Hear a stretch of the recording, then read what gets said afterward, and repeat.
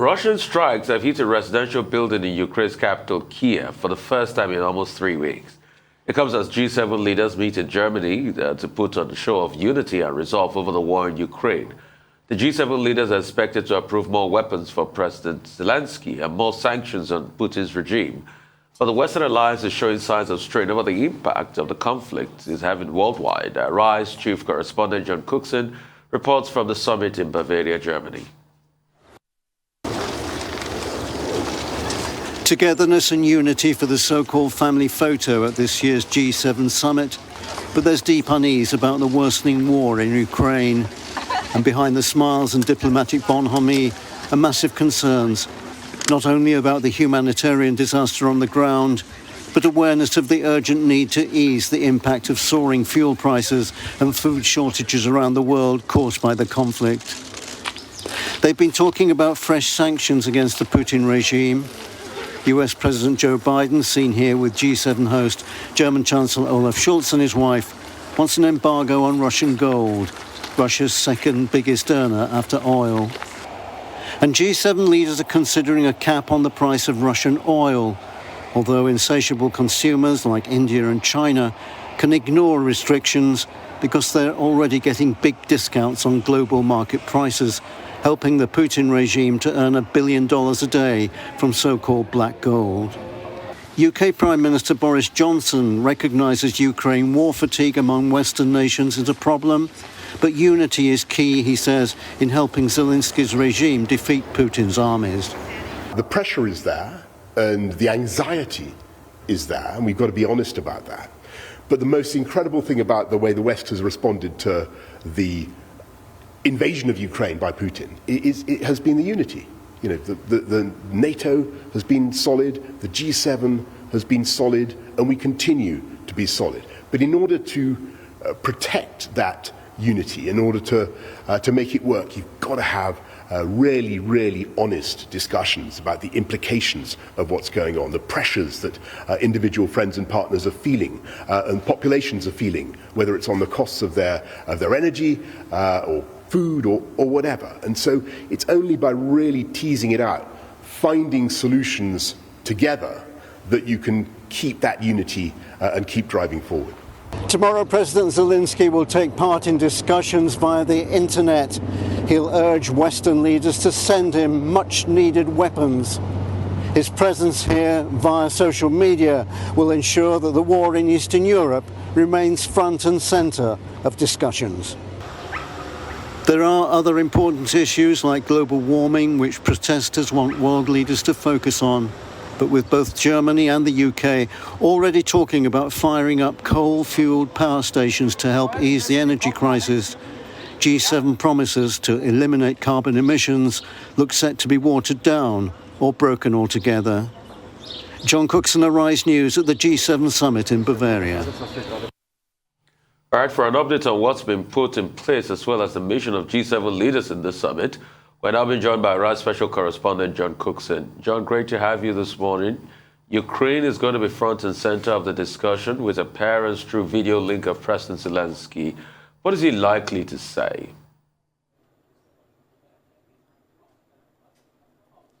Yes, good morning. Great to be on the morning show. He's going to have two clear messages for the G7 leaders. First of all, he wants an acceleration of sanctions against Russia. And secondly, he wants much more weapons now from G7 member countries to fight this war against Russia. Now, look. He's speaking after a major city was lost this week. I'm talking about Severodonetsk. Yesterday, 14 cruise missiles slammed into Ukraine, killing at least one person. And the Russian advance in Donbass continues apace. And I'm certain after Donbass has been secured by Russian forces, then President Putin will have his eye on places in the west of Ukraine, including this city of the great port of Odessa. So, look, the war in Ukraine is going from bad to worse, frankly, and send you more, but the pace of the sending of these weapons to Ukraine is very, very slow.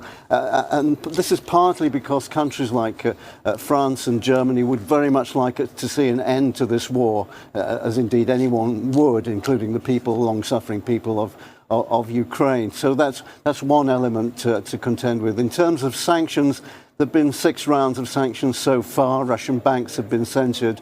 3 have been kicked out of the SWIFT banking system. There's a ban on seaborne oil from Russia into the EU.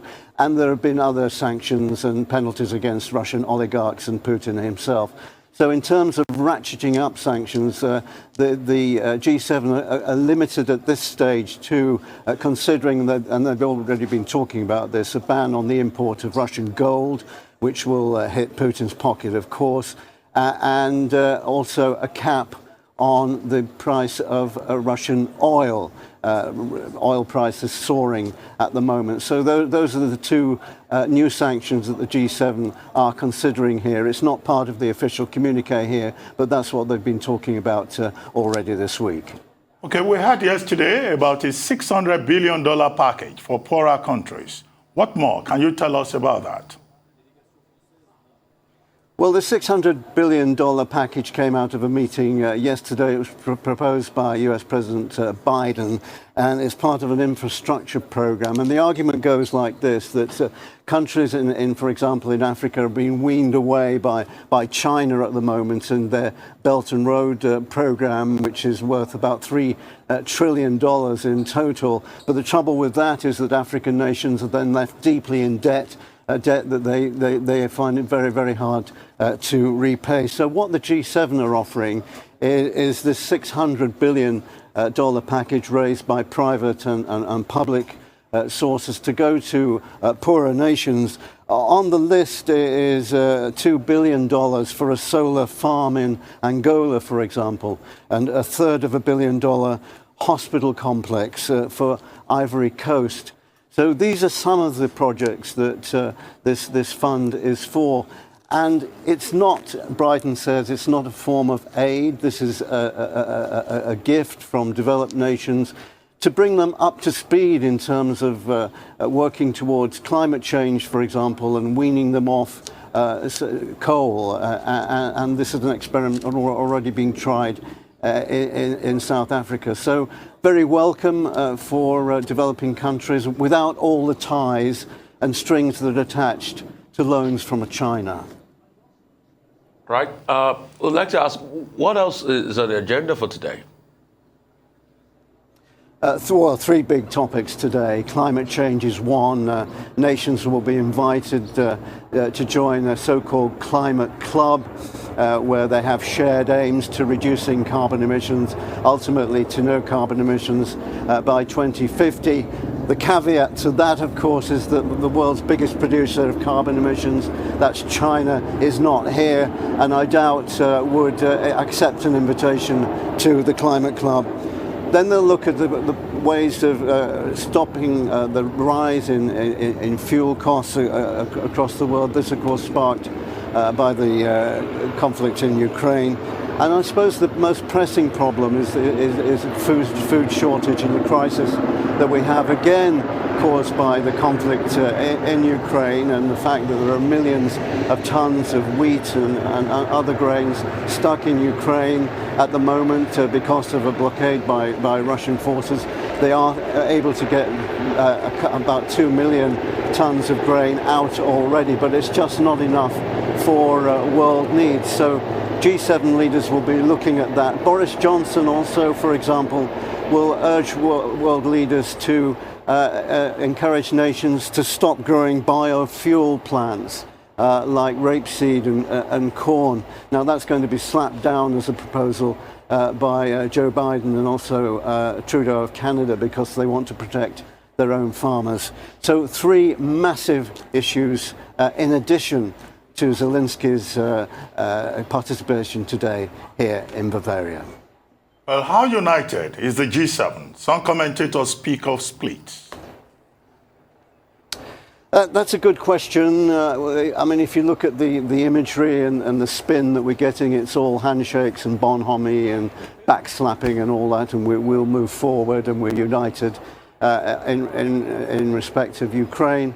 But there are splits behind the scenes. We have Boris Johnson and Joe Biden want an uptick, if you like, in military hardware going to Ukraine and for Ukraine to win so-called win the war against Russia. And yet you have other countries like Germany and France hoping that some peace deal can be worked out. And remember this all the time behind the scenes. Some of the world leaders are battling problems at home. We have Biden with a deeply divided America, and one issue, of course, there at the moment is Roe versus Wade. We have Boris Johnson, trouble at home. Politically, he's sound at the moment, but that might change in October later this year when the party conferences take place. Macron of France also facing worries, having lost control of the French Parliament. He has to form a coalition to start governing the country. And then the host, Schulz, Germany on the brink of a recession.